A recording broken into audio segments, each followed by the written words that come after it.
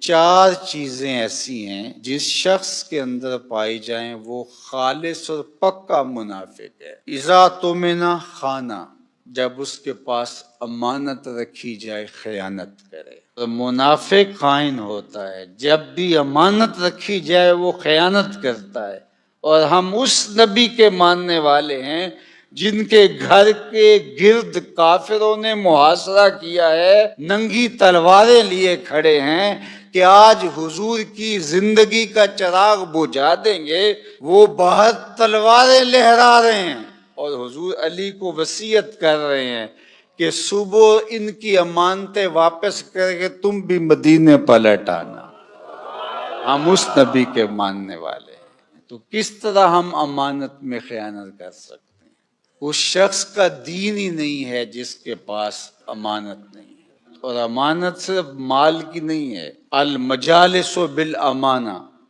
اگر کسی مجلس میں کوئی ایسی بات ہوئی ہے تو وہ مجلس تک رہنی چاہیے، باہر اس کو مشتہر نہ کیا جائے۔ بلکہ تم سے کوئی شخص بات کرے اور بات کرتے ہوئے دائیں بائیں دیکھے تو اس کا مطلب یہ ہے کہ وہ ڈر رہا ہے کہ کوئی اور نہ سن لے، تو اس بات کو بھی آپ امانت کے طور پہ اپنے پاس رکھنے کے پابند ہیں، اس لیے کہ اس نے آپ پر اعتماد کیا اور اس نے آپ کو بتائی اور آپ نے اس کی تشہیر کر دی، تو پھر یہ بدترین صورتحال ہے۔ تو فرمایا مومن کی کیا شان ہے کہ وہ امانت دار ہوتا ہے، اور منافق کی پہلی علامت کیا بتائی؟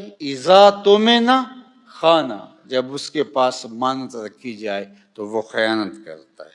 وَإِذَا حَدَّثَ كَذَبَ، اور جب وہ بولتا ہے جھوٹ ہی بولتا ہے۔